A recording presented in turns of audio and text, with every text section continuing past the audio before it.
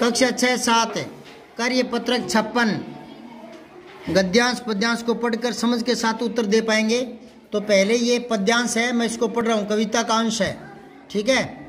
राणा था रणधीर अकेला, था प्रताप रणवीर अकेला, साहस का पुतला था भारी, मेवाड़ी सपूत अलबेला, मर्यादा का प्रतिपालक था, दुश्मन का प्रतिफल घालक था, अंत समय तक टेक ने छोड़ी, वह स्वराज्य का संचालक था। महाराणा प्रताप ने अपनी मातृभूमि की रक्षा के लिए युद्ध किया था, किससे? अकबर से।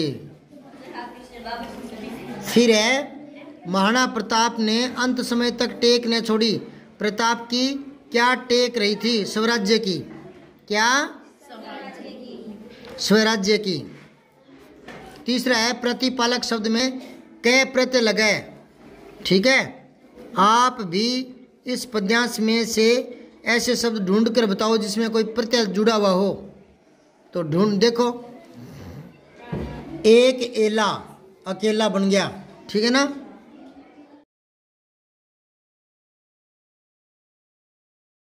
एक ये रहा संचालक। चलो आगे देखो, महाराणा प्रताप ने अपने देश की स्वतंत्रता के लिए संघर्ष किया, कभी हार नहीं मानी। ऐसे ही महान देशभक्तों के नाम बताओ। वीर शिवाजी लिख लो, हाँ, छत्रपति शिवाजी, वीर शिवाजी, कुछ भी लिख लो। छत्रपति, वीर शिवाजी, दोनों नाम लिख दो। वीर शिवाजी, ठीक है। और कौन है बताओ? अच्छा, हाँ, लक्ष्मीबाई। और हाँ, तो लक्ष्मीबाई झांसी की रानी थी। और कोई बोलो? राणा सांगा, वाह। और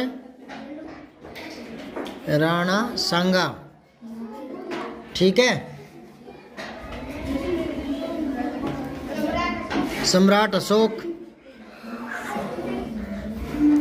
राजा रणजीत सिंह, हाँ, राजा रणजीत सिंह, पृथ्वीराज चौहान, ठीक है ना। अब आओ पांचवा, उपयुक्त पद्यांश में महाराणा प्रताप की कौन कौन सी विशेषताएं बताई गई है? एक तो क्या थे वो? अकेले कोई विशेषता नहीं है।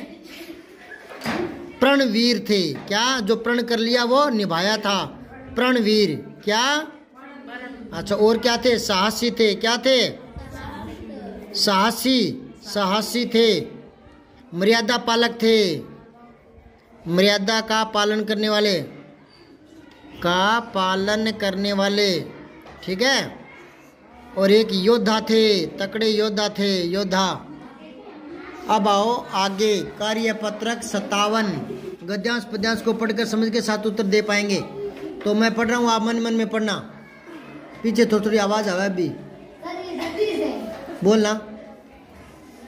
युवा पीढ़ी ही देश की पूंजी है। जब बच्चे स्कूल में पढ़ने जाते हैं तो शिक्षक उनके आदर्श होते हैं। बच्चे उन्हें ही अपना हीरो मानते हैं, अपने गुरु की हर एक स्थिति को अपनी बनाना चाहते हैं, अपने जीवन में डालना चाहते हैं। यही अमिट छाप बच्चों के साथ जीवन भर रहती है। इसलिए शिक्षक अपने जीवन को इस तरह जिए कि देश की युवा पूंजी सुदृढ़, सच्ची व योग्य बने, ठीक है। बहुत अच्छी बात लिखी है। देश की पूंजी बताया गया है किसको? बच्चों को, युवाओं को। चलो ठीक है। अब आओ, युवा जनों के आदर्श होते हैं कौन? शिक्षक। फिर है, इस गद्यांश का शीर्षक क्या हो सकता है? आदर्श शिक्षक। फिर है, योग्य का विलोम क्या होगा? अयोग्य। बच्चों पर किसकी अमिट छाप जीवन भर रहती है? गुरुजनों की या शिक्षकों की? हाँ, शिक्षकों की, ठीक है। फिर है, शिक्षक को अपना जीवन किस प्रकार जीना चाहिए? आदर्श जीवन, मर्यादित जीवन। आदर्श व मर्यादित जीवन, ठीक है। एक प्रेरक जीवन जीना चाहिए, ठीक है। आगे देखो 7वां, अपने प्रिय शिक्षक के बारे में लिखिए और यह भी बताइए कि वो आपको अच्छे क्यों लगते हैं। तो जो भी आपको इस शाला में अच्छा अध्यापक लगते हैं जो भी, तो उनका किसी एक का नाम लिखना है और वो क्यों अच्छे लगे, क्या कारण है, ऐसा क्या उनमें जो आपको अच्छे लगे।